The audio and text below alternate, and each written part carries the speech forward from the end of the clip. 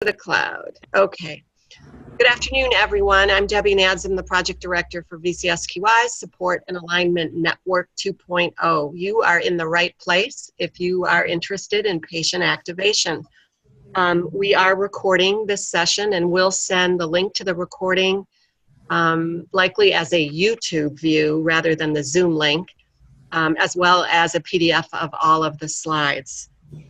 In addition, if I could ask you to mute your line unless you want to speak up at some point, and that should show up in the lower left corner of your screen. You can turn your video off as well as audio. Also, on the bottom, you should see an option to open the chat box. And that will be a place for you to write any questions or comments you have, as well as tell us who you are. Some of you are down simply as phone numbers and or first names, and it's helpful for us to know who is listening. So, Debbie? Yes. I am having trouble with my my email. It's not coming up. So I'm kicked out and I can't get back on. I think I might have to opt out of this meeting. Who is this? This is Janet Rodriguez. Okay. Well, if you want to opt out and try to sign back in, that would be fine, Janet. If you can't get back in, just note that we will have the recording and slides available. Okay, I don't believe I'm going to be able to get back in because I've tried it 3 times. I'm so sorry. Okay, well, you can listen. You can listen. I can listen? Okay, I'll listen. Okay. All right, so just by way of quick reminder, we did a survey last fall, and some of you were not yet participating with us, so you didn't have the opportunity to respond. But we asked the participating practices to simply answer 11 questions related to the person and family engagement metrics that are part of this national projects, and some of the milestones that are part of the assessment that each of you has undergone. And here quickly are the results. We shared this in one of the last couple of newsletters as well, and it is on our website. So you can see that only 13% of the respondents indicated they assess the patient's level of activation. And some of the respondents wrote a comment saying they couldn't answer because they didn't know what patient activation meant. That was a kind of a tip-off to us that there probably was an opportunity here to increase everyone's knowledge on this issue. And then we also asked at the end, what would you like to learn more about? And although patient-centric medication management got the most votes, so to speak, and we will be addressing that, we chose to do our first webinar on assessment of patient activation because so few people indicated they were doing it. So that is why and how January's webinar was chosen to focus on patient activation. I'm now going to stop sharing my screen so our guest speaker can share hers with the slides. We're very fortunate today to have Mary Minetti as our keynote speaker on this webinar. Mary's worked in quality improvement for more than 30 years, 16 years with Peace Health on the West Coast. She's been actively involved in Oregon's healthcare reform work, especially related to primary care transformation, and has led efforts to integrate patients and families into clinic redesign efforts. She's served on both Oregon and national task forces focused on person and family engagement, and has received funding from ARC and Robert Wood Johnson Foundation for research projects and written reports, again, on this same topic, person and family engagement. She's currently on staff at the Institute for Patient and Family Centered Care, IPFCC, which is kind of the organization for patient and family involvement. She also works on national initiatives, including Partnership for Patients Activity and this project that we're all working on, Transforming Clinical Practice Initiative. So she really is, Mary is one of the national pillars known in the person and family engagement world. And we are fortunate to have her with us today to speak specifically about patient activation. Welcome, Mary. It's all yours. Thank you, Debbie. I've never been called a pillar before. So I think that's a compliment, but the foundation that I have has been based on the work that I've done in partnership with patients and families. And I think they really are the strength that helps us be able to transform. I'm going to be talking about patient activation and creating effective strategies to engage patients in care. And part of what I want to do is set the stage for what the context of patient activation is, define activation and why it's important to understand and how it's going to help you achieve your goals. And then I'm a very practical person. Having worked as a quality director in a multi-specialty practice, I know what it's like secondhand talking with clinicians and practice managers and others about what the real work is like on a day-to-day basis. So I want to share some practical examples with you and then share resources that will help you be able to adopt or implement the assessment of patient and family activation. So what I want to do is, first of all, give special thanks to my colleague and cohort, Judith Hibbard. She is the researcher who created and developed the patient activation measure, and she and I kind of co-developed some slides to make sure that we really provide for you a really good foundation of what patient activation is. And I was fortunate when I was working with Peace Health that Judith, because she's located in Oregon, as am I, was able to do some of the early validation of the patient activation in our clinics. So you're all involved in the TCPI Transforming Clinical Practice Initiative, and here are your aims. You're really wanting to improve care, you want to reduce costs, and you want to really make connections with the community and develop the opportunity to learn from each other. And I know from the work that I've been doing in the TCPI program, I believe I've learned as much from practices who are out there transforming as I have been able to share some observations and insights from my experience. What I think is really important for you to know as we begin and you begin a series of webinars around person and family engagement is to realize that CMS has really adopted and embraced a strategic framework of person and family engagement. And this is a white paper that they wrote. They are looking at linking person and family engagement to much of what they do in terms of their value-based payment, in terms of the ways that they are incentivizing practices to transform. And they believe that it's in partnership with patients and families that that will happen. They've linked it to the quality payment program. And so it really is a primary driver in TCPI. So we want you to be aware of that so it doesn't come as a surprise as more and more things that you're doing with CMS get linked to person and family engagement. Their strategy was publicized in December of 2016, so just a little over a year ago. And they are more and more linking person and family engagement to that. But the good news for those of you that are clinicians and practice managers is that there's compelling evidence around person and family engagement in care, and that a lot of the things that you care about are also things that you can experience and that there is evidence for. And the National Academy of Medicine released a white paper probably about 9 months ago, and they looked at all of the evidence, both the journal and research evidence, as well as white papers and other evidence that's out there about what impact does person and family engagement have.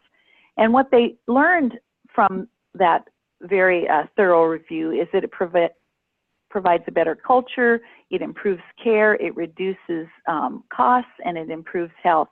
And I know that one of the things that's true in practices is that there's a high level of staff and clinician burnout, and there's concern about that.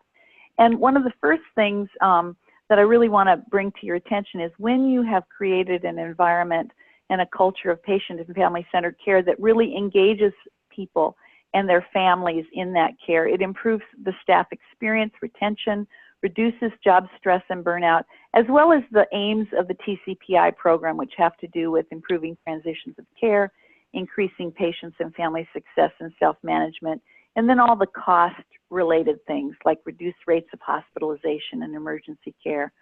So it really makes a difference. So, and the evidence is showing that more and more, the evidence is showing that. So there are a number of metrics, there are 6 in fact, that were determined to be important for the TCPI program. I worked on that committee that identified e-tool use, shared decision-making, patient activation, health literacy surveying, medication management, and involving patients and families in governance and improvement work.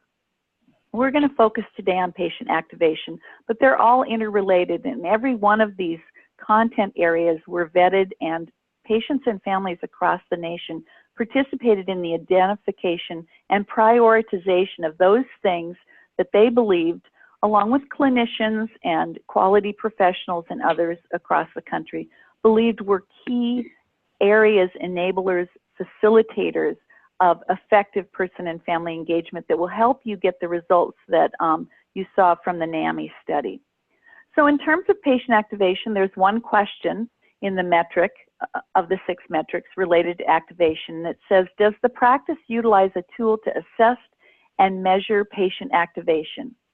And so one of the things that is the intent of this metric is, one, to increase the knowledge and awareness of practices as to the importance of patient activation and how it can influence the effectiveness that you create partnerships with your patients and your families.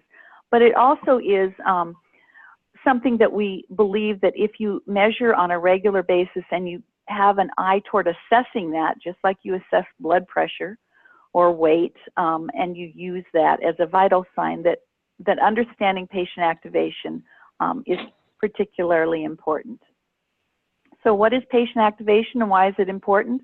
Well, let's start with current reality. The fact is that although you and your practice provide a very needed and important medical service, people with the support of their families, to better or worse, they manage their health 24/7, 365 days a year.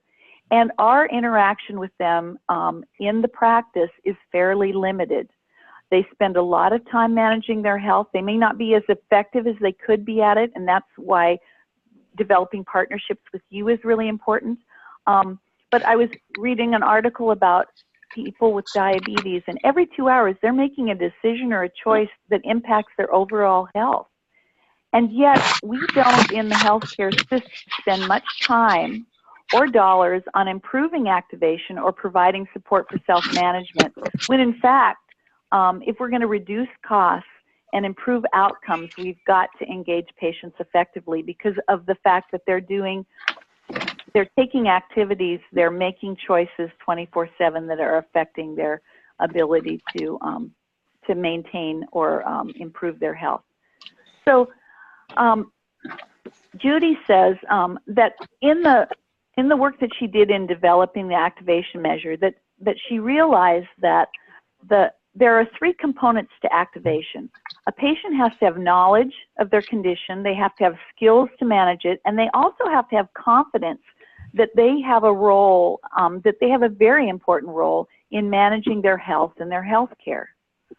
And what's interesting is that when she did the studies of activation, and those studies are ongoing in many countries using the activation measure in many languages, there's a full range of activation in any population group. So even people who are college educated, some are highly activated and engaged consumers, and some are not very activated. And demographics alone only account for 5 to 6% of the patient activation score variation that somebody might have. Now, the activation measure is a 13-item measure that measures those knowledge, skills, and confidence. And what's interesting is when we don't measure activation, or we don't have a way to get at what somebody's knowledge, skills, and confidence level is, we can assume just by looking, knowing somebody's demographics, that they're either highly activated or they're not activated at all. And yet I hear from clinicians, Joe and Fred came in, they're the same age, They both have recently had high blood pressure. We really need to engage them in improving their health, reducing their weight, improving how they eat, those kinds of things, so that they don't develop cardiac conditions. And yet, I have the same amount of time in an office visit with those two gentlemen, and I tell them exactly the same thing: lose weight, exercise more, stop smoking. And one of them, in 3 months, comes back, lost 20 pounds, quit smoking, feeling really good. Their blood pressure is lower. We can reduce some of the medication. And yet that other individual, who is from the same demographic, doesn't show up for that follow-up appointment. When we contact them, indicates that they're depressed and they feel like there's nothing that they can do, that they're very fatalistic. And that often has to do with their activation level. That when we don't modify how we work with somebody to understand their activation level and kind of meet them where they're at, we often can discourage them when in fact we're trying to encourage them to take more responsibility for their health. So the patient activation measure is 13 questions, and so one of the things that is true is that there are different levels of activation. So the scale, if you were to use the patient activation measure, and you can understand activation and do other things, and we'll be talking about that at the end, but I want you to understand activation is, there are basically 4 levels of activation. Level 1, a patient really doesn't believe yet that they have an active role and that they can make a difference in their health. Somebody with a level 2 of activation begins to, they may lack confidence and knowledge about what they need to do, but they at least understand that they need to take a role, but they need some guidance in what they need to do, and they need support for that. Somebody in, at a level 3 is going to be engaged to take some kind of action. They may not be effective in their action initially, but they're at least willing to take action. And then someone who's a level 4 really maintains, even under stress, their ability to manage their own health. And obviously, the good news is that activation is developmental. That is, that if my activation is low right now, there are interventions and partnerships that clinicians and others can create with me to move my activation from a low level to a higher level. And that you don't even need to move from level 1 to level 2 in order to see some benefit in changes of activation. So what's true, and here's kind of the general population, 10 to 20% of people are at level 1. They're overwhelmed, they're disengaged. And level 2, they may be aware that this is important, but they're struggling with it. That's 10 to 20% of the population. Level 3 are people that are taking action, and 20 to 25% are really maintaining their behaviors even under stress. Now, one of the things that's important to remember is that when we are working with people in terms of understanding where they're at, we need to create opportunities for people to build confidence. And often when people are not very confident about taking action, they're just beginning to do that. They may not have had life experiences where they've been able to set goals and meet those goals, so that even if they're not health goals, that can affect their level of just general confidence about goal setting. And so often if somebody's a level 1 or a level 2, expecting them to be actively engaged in their goal setting and set really long-term goals is not a realistic expectation. So it would be probably good if everyone is on mute.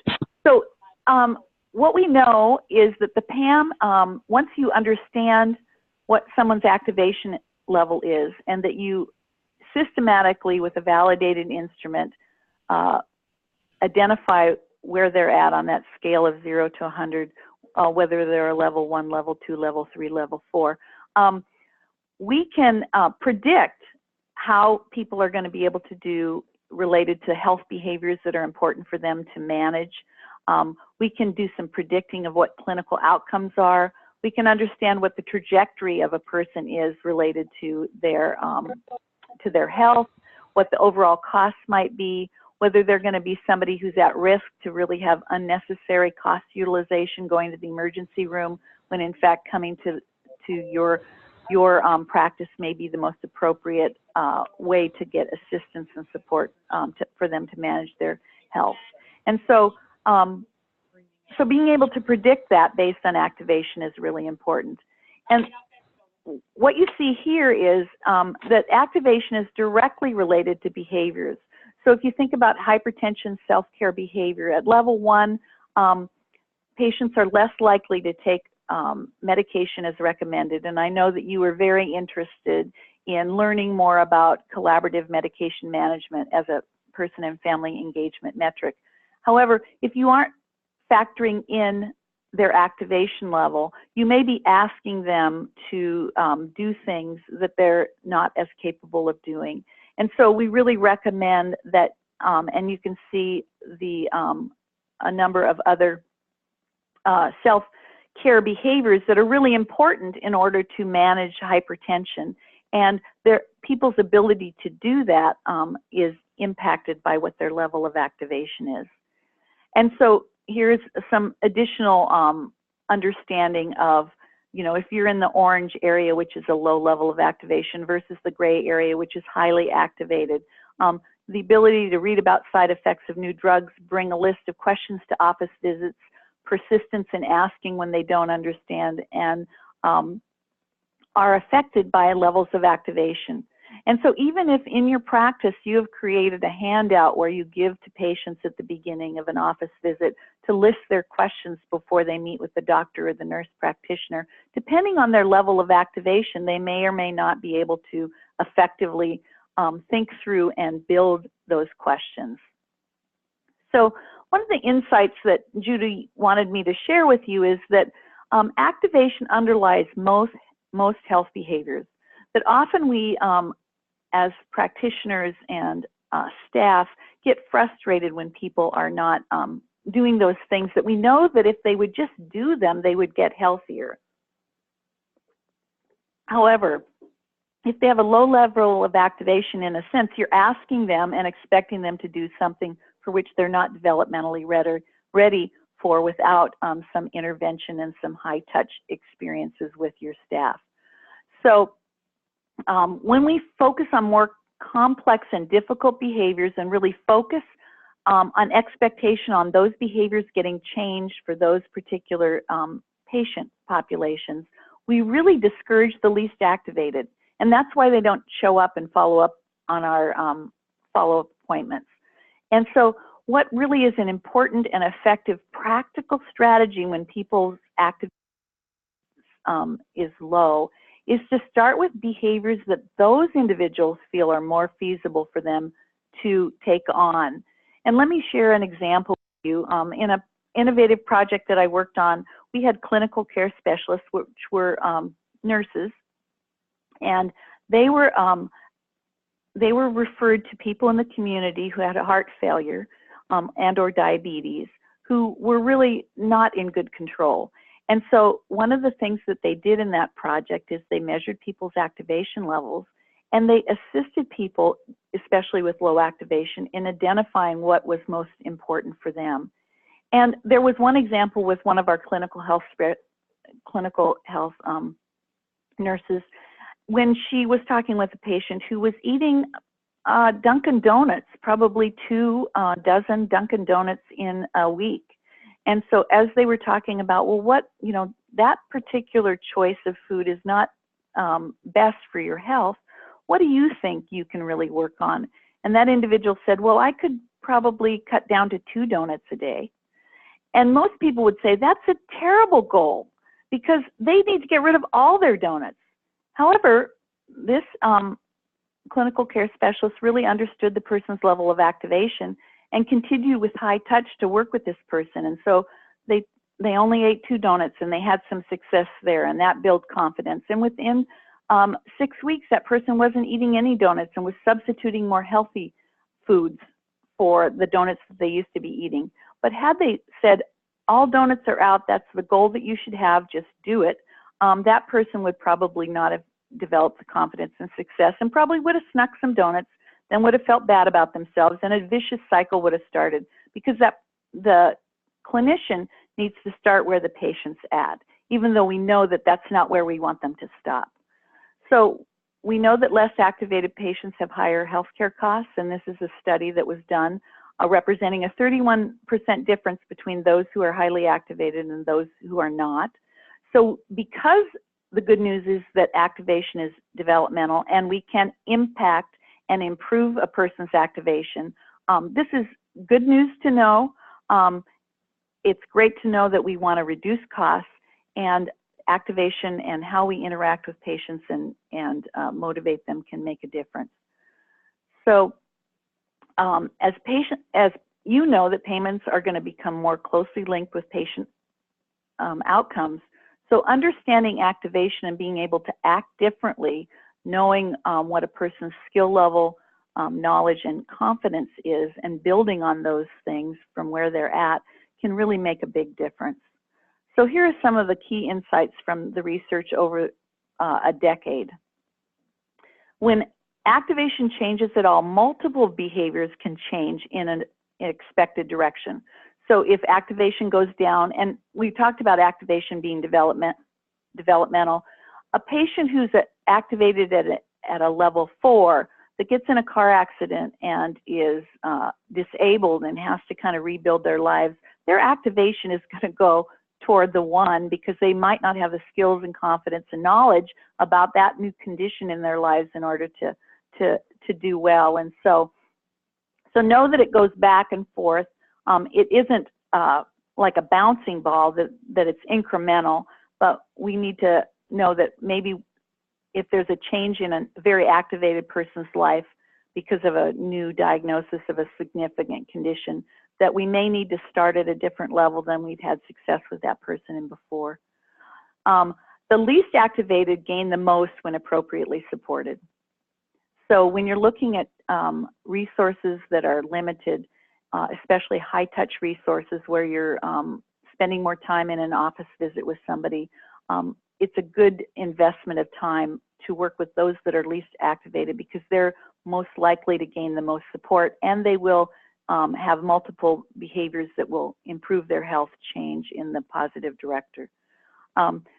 Often we try to develop self-management resources, and we refer people to living with chronic illness classes in our communities. We might refer them to cardiac rehab. It's often the higher activated patients that show up when self-management resources are offered. We often need to take an additional step and meet people where they are, sometimes even physically meet them where they are. That's what we did with our clinical health specialists, who went and began to make home visits to create that connection so that we could get them to those self-management resources over time. And we also have to recognize that some clinicians are better at supporting self-management than others. And so that's the value of team, is to build on the skills and abilities and connections that different individuals can make in our teams. Also, the other interesting thing is, and many of you in the cardiology world are working with people who already have conditions that have been developed, but even we want to also stem the growth of people moving into problems with their hearts.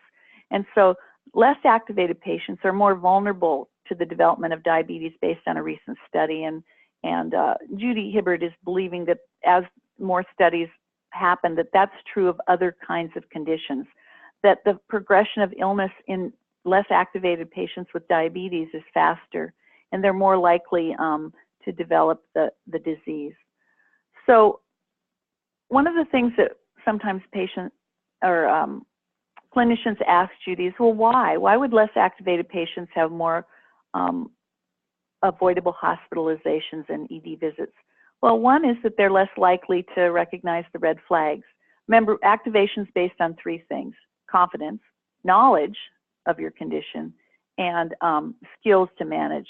They're more likely to ignore symptoms because they don't understand how important a shift in the weight gain is. Oh, what's really 2 or 3 pounds? Well, that's a significant weight gain when you have congestive heart failure. And more importantly, they may notice that there's a change in their symptoms, but they don't exactly know what they need to do to handle those symptoms. So ambulatory care sensitive measurement is happening more and more. And those are the utilizations at the emergency room and that are most preventable. And so what we want to do is we want to make sure with activation that we are identifying and providing people with the support that they need so that they don't end up at the emergency room, when they can really get what they need through a phone call with your triage nurses or getting into your office as quickly as possible.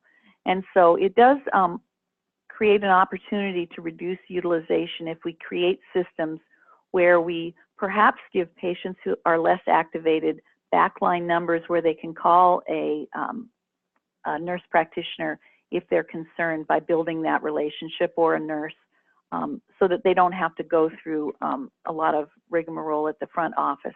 And so there are lots of practical strategies that you can use related to that.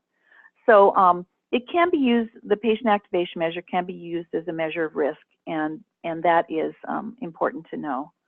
So one of the things that, so great, now I know what activation is. What am I supposed to do about it?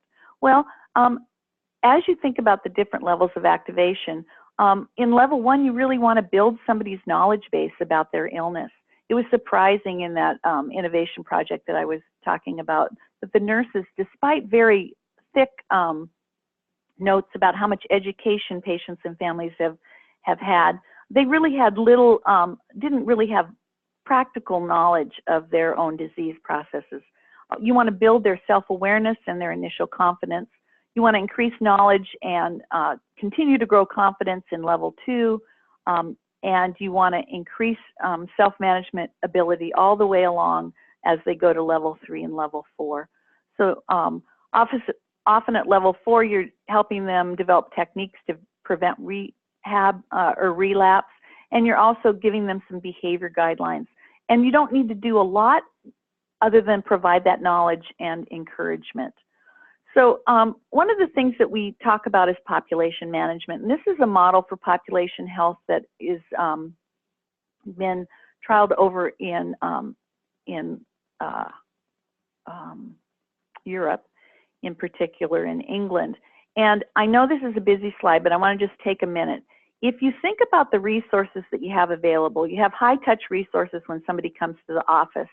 You may have high-touch resources if you have an outpatient outreach program. But who really gets those resources? So if you think of two things on a scale, activation, either lower activation or higher activation, and you also think about disease burden, often what you want to do is if somebody has low disease burden and they develop hypertension, but they're highly activated, virtual care management, phone calls, are much more effective with that particular population. If somebody has a low disease burden, but they're low activated, what you want to do is have high touch. So you might want to really work with them when they're in the office, because it's a low disease burden, to really build relationships with them, help them understand what their risk factors are and why that's important for them to work on things, and then meet them where they're at to develop goals that are doable and they're small, broken down to very small steps so that they can experience some confidence. And then potentially with high touch, with low disease burden, to do some outreach calls once those relationships are built to see how people are doing and to continue to encourage. As progression of risk goes on, somebody with high disease burden but low activation needs high touch. Someone with high disease burden and high activation will do fine with virtual care management. So what this does is it really helps you be able to look at what are the resources we have within our team. And if we understand what somebody's activation level is, we can assign resources and interventions that are appropriate to really assist people in getting the support that they need for their self-management. So Judy, I asked Judy to share what her insight was about patient activation. And she said, if people only remember one thing, it's about meeting people where they are. If you can understand their activation levels, it's possible to tailor and segment your patient populations by activation in order to better target those who need more support. And ultimately, by doing that, what we know from the research is we improve outcomes, we improve patient experience, and we reduce costs. So studies have shown that activation is predictive of outcomes and that individualizing care results in what we all hope to achieve, better outcomes and lower costs. And so if you need, if your colleagues aren't able to be here on this call, I encourage you to share with them some of the research studies that we cited in this. So what are practices actually doing in terms of the behavior change tools and health coaching? Well, motivational interviewing is a change tool that's highly used in a variety of settings. And it really is a technique, a communication technique to get at what motivates somebody, understand what their confidence level is. And so that's a really good skill set for your team to develop and continue to develop so that they can meet people where they're at. A number of these other things are not necessarily evidence-based, and I was talking with Judy about this. Motivational interviewing has a great evidence base, and the PAM, Patient Activation Measure, has a great evidence base. Really the difference between those is motivational interviewing is an intervention, whereas the PAM is an evidence-based outcome measure that can track changes over time and can also help you begin to identify who among your population is going to be most likely to benefit by and improve their ability to self-manage when you do use motivational interviewing. So those are important things to remember. And I'm hoping that some of you see that you are already doing motivational interviewing, and I know that at least 13% of you in the PTN are at least measuring activation in some way. Shared decision-making and self-management are important, and they obviously go hand in hand. Shared decision-making is another one of the metrics for the PFE. But one of the things that I just want to remind you about is that goal setting is not possible, and traditional goal setting as we do in a quick office visit isn't a reasonable expectation for somebody with low activation. We want to help them first build confidence and begin to see how important they are. To have conversations about that, what they have to offer is important as well, and what do they know and what works for them, and those kinds of conversations. So there is a measure on shared decision making, and I'm guessing that you will have an opportunity to learn more about that particular PFE metric.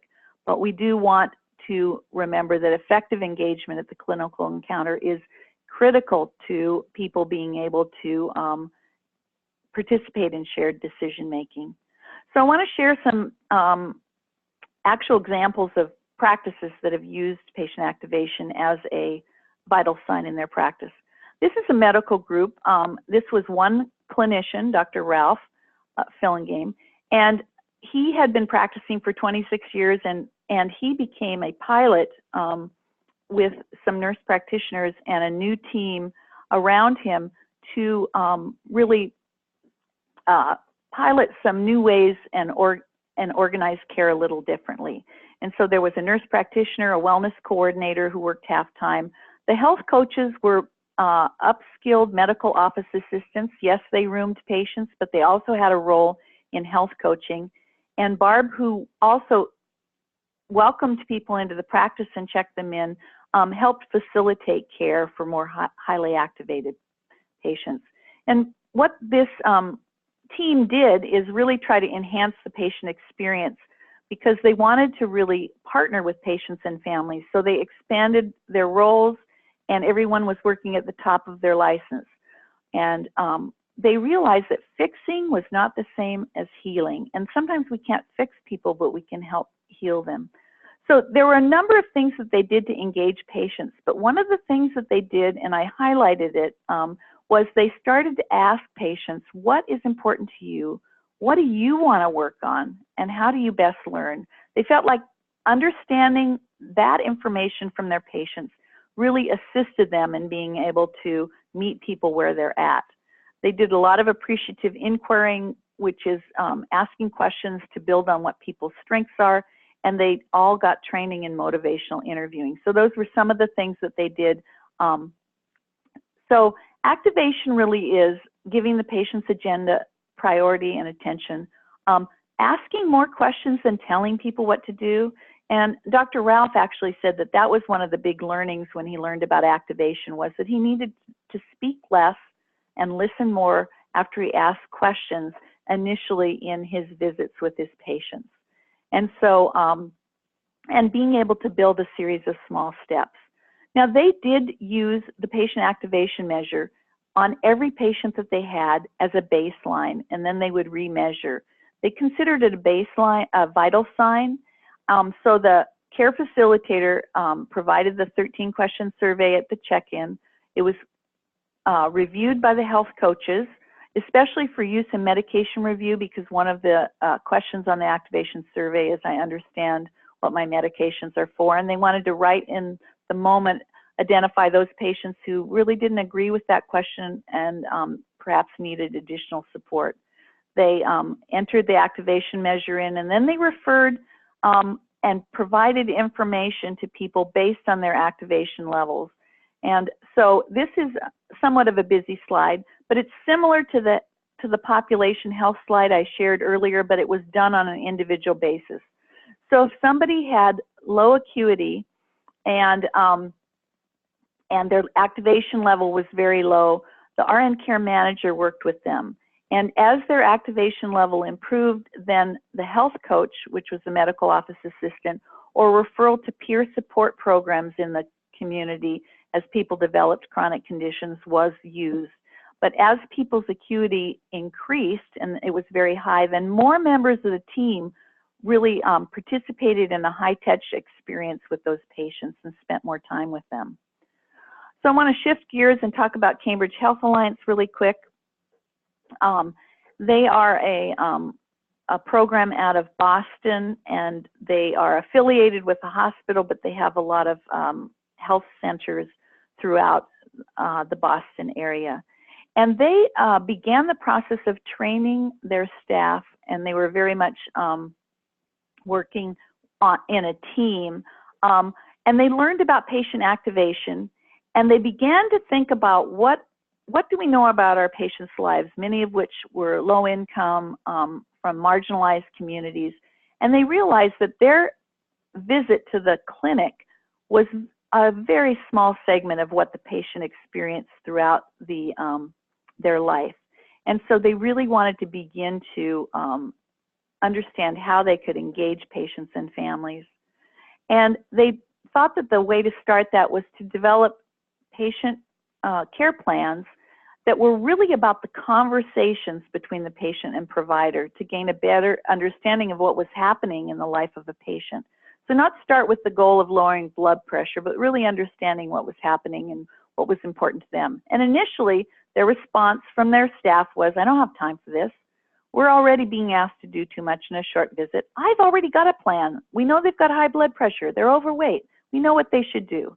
And what if their goal doesn't have anything to do with getting their diabetes under control? There was a lot of concern. What if this doesn't work? Well, they trained their staff about patient activation, and patients don't know how to set goals, so I just need to do it for them. So these were the kinds of responses. There was resistance, but what they did is they got support for their clinicians and their staff to get some training about activation around shared decision making and how to do that differently with patients at different activation levels. And they began to grow a care plan that was informed by patients and families in their practice who were trying to make it real. And so they did many small tests of change, and they found that by asking the right question, and one of those questions was, how confident are you that this is something that you're going to be able to manage? And what would move you from a 3 level of confidence to a 4 level of confidence? Help us understand that so that we can work with you and help support you in your goals. And they found that by practice and by consistency and by follow-up of team members whose role it was to do outreach with those patients, that they began to understand and improve the care of their patients, but also patients' health outcomes began to improve. And the shift was, they thought, was only one word, but it was a whole culture shift, which is we really developed an action plan with the patient rather than giving them an action plan that we thought that they should do. And we looked at how we customized care interventions, and we asked about what they felt their strengths were, but also what their challenges were. And so the team really helped that. And so what they did is they put into their toolbox many things. One is they built in patient activation and understanding that into the care plan so that they made, with patients, action plans that were doable. But they also understood about motivational interviewing, and they made time for relationship building, and they used the extended care team. And I think that that really is part of TCPI, which is really looking at how can everyone in the care team, in the practice, whether it's a primary care practice or a specialty practice, how can each member of the team really contribute? And when I was talking about team filling game, everyone got trained on activation so that they really understood what it was and what their role was in helping people, so that when they were huddling, one of the pieces of information that was shared in the huddle as they were working with planning the day was what was the patient's activation level, so that we could bring the right members of the team into that visit when the patient was there. So in Cambridge Health Alliance, what they saw in terms of the impact of this change of integrating patient activation, using the tools that they had with motivational interviewing, working with patients to create action plans, is the resistance melted away, that those small tests of change, one patient at a time, made a difference and engaged the staff to really partner with patients in a different way, in a collaborative way. And so it was particularly helpful in both of those practices that it's a transition, it's a transformation, it's a change in the way we think about a patient and what their skills and abilities are. And it's also a way of changing how we think about working with that person, because one size doesn't fit all. So you may be excited and interested in patient activation. So now what do I do? What are resources that are available for the practice? Well, one of the things that was developed was a compendium for person and family engagement resources. And there's a whole series of websites, guides, videos, articles, and toolkits that are available related to patient activation. Not just the patient activation measure, but patient activation in a general way. One is being aware of the 13 questions that are on the patient activation measure, and you see those that were used at Team Filling Game. They also used the PHQ-2 when they identified a baseline for all their patients.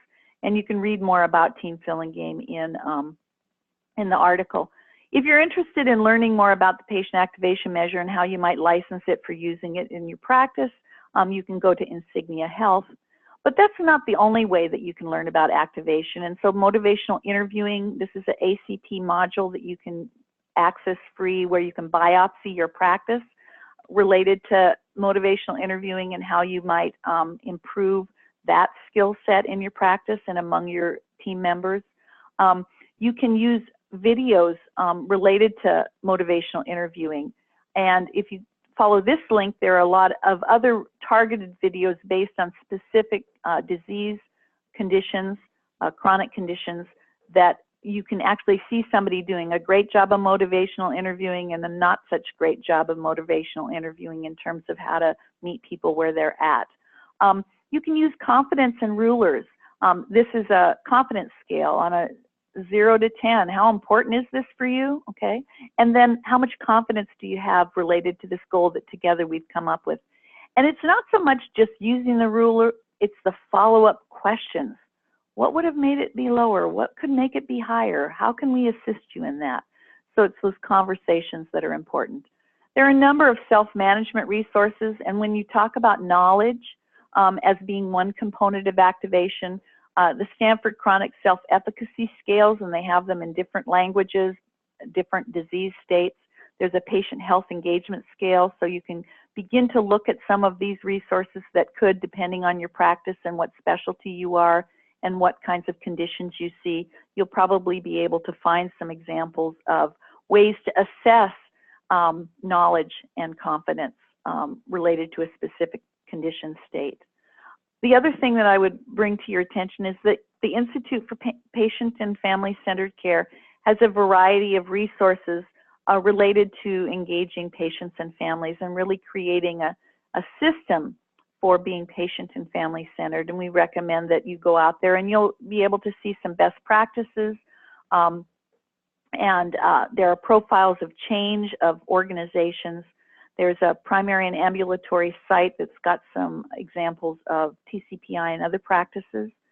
The other thing that we encourage you to do is we have an online learning community that's a discussion forum where different organizations join, different individuals join for no cost, and they can surface questions, share best practices, and work with others in a virtual way to continue the learning related to patient and family-centered care and also patient and family engagement.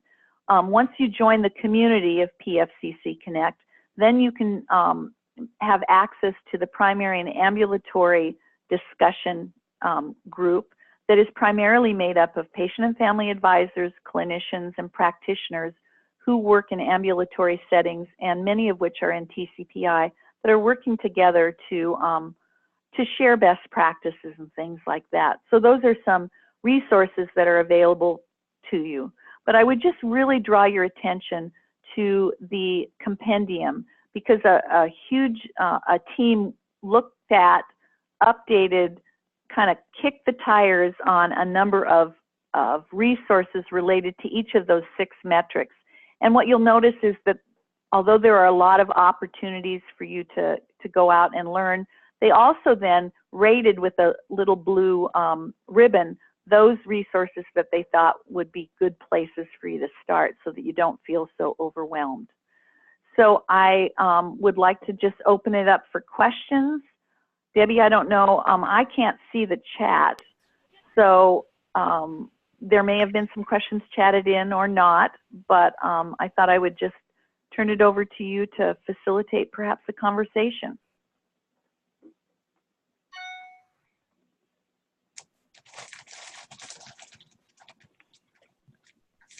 Are you on mute, Debbie? I don't hear anything. Yes, I was. And I was saying I unmuted everyone except myself. Oh, except yourself, huh? So if you have background noise, please, again, mute yourself so that we can hear conversation that occurs. There were some questions, Mary, that just came to me, so I was posting them into the window here so that everyone could see some of these. A lot has to do, as you can see, I think you've addressed some of these. Can you see them now in the chat box? I cannot see them at all. Okay, well, I can read these. Yeah, that'd be great. If you could just read them, that'd be wonderful. Then I'll try to address them.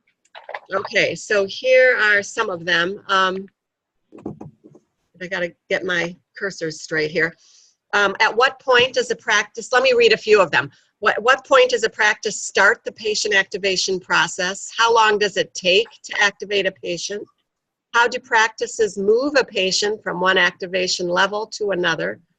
For subspecialties that do not medically manage patients, how important is it to assess the activation level and who's responsible for that?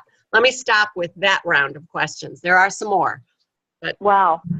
So I'm not sure sending me 5 questions at the same time is the best approach, but if you're not medically managing a patient, you are still providing information to a patient, I would assume, if you are interacting with them at all. And maybe that's the wrong assumption. So if you understand a patient's activation level, then asking more questions, using some teach back. I'm wanting to make sure that I was clear in sharing information.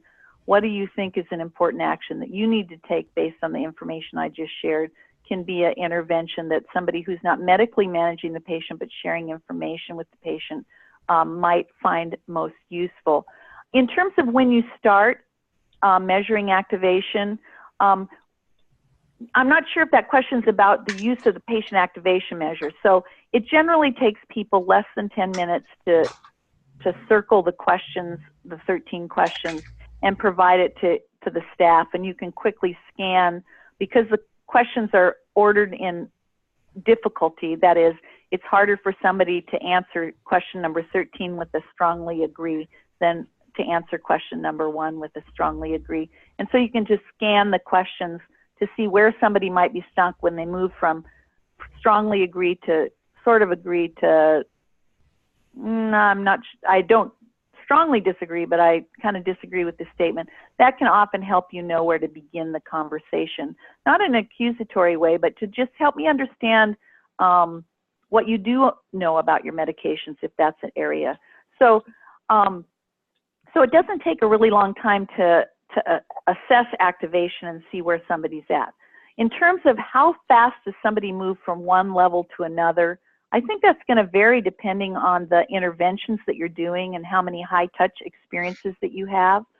The key really is you meet people where they're at and you let them determine how quickly they can move from one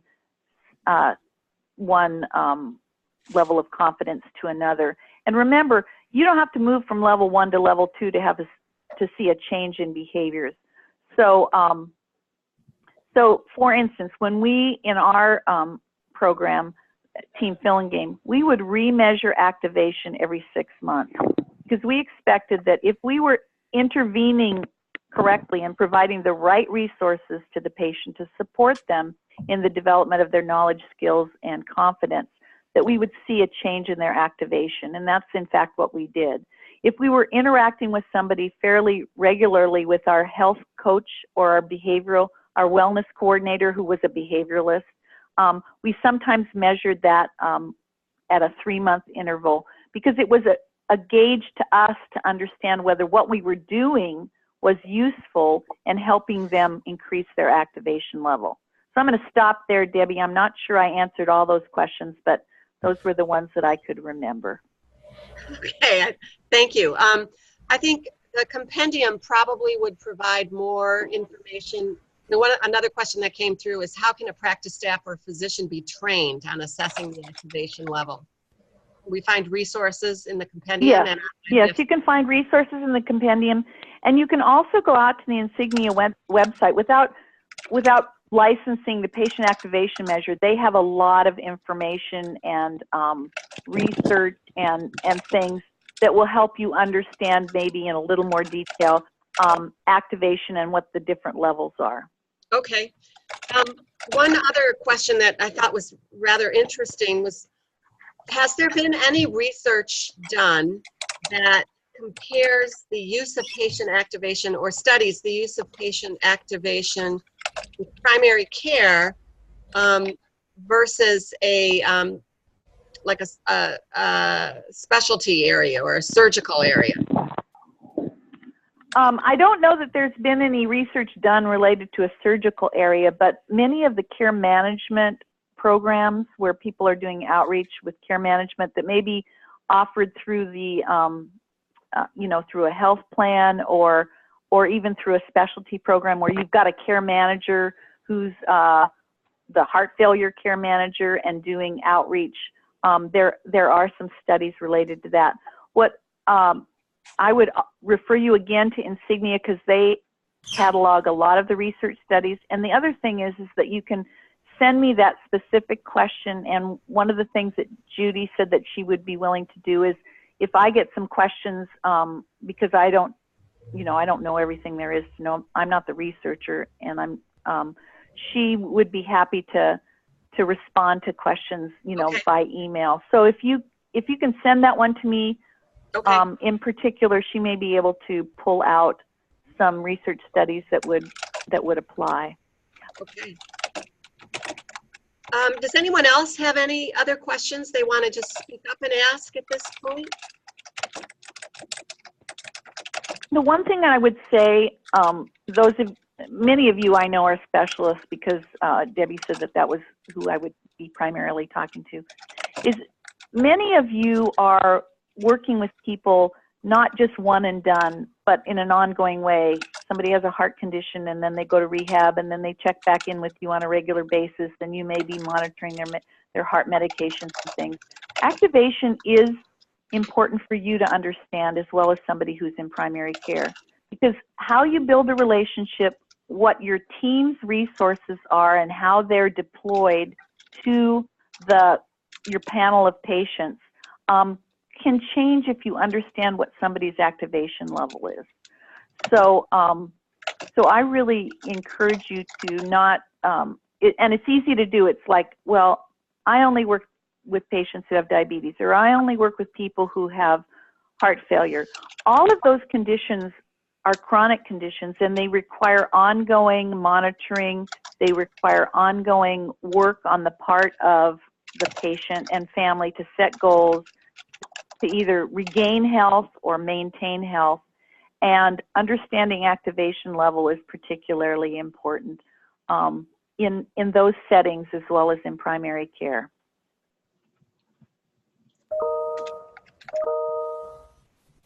Okay, well, I don't see any more questions. Well, here's one new message popping in here. This may or may not be one. Okay, so Mary, thank you so much for giving our group this first round of information on patient activation. For those of you listening, I know you've heard the term motivational interviewing quite a bit. We're fortunate to have an expert actually listening in from the American Psychological Association, and Dr. Nettles has indicated that APA can also offer a future webinar on motivational interviewing for us. So thank you, Dr. Nettles. That's great. We also know that enhancing your knowledge about self-management of medications by patients was a high priority topic. So again, by virtue of the fact that you're participating in this project, it brings you access to lots of other experts. And the American College of Physicians has material already available on that. So we'll be sending you those resources, as well as perhaps following up with a special webinar on that topic. Please feel free to send an email to me with any other questions that come to mind later. And again, Mary, thank you so much for all you've done for patients and healthcare professionals during your career and for today. Well, thank you for inviting me and having the opportunity to share some information, and best of luck to all of you. And thank you so much for working in partnership with patients and families to transform healthcare. It's important work. Thank you, Mary. Have a great day. Thanks. Thank you, everyone. We'll be in touch soon. Bye-bye. Bye. Thank you.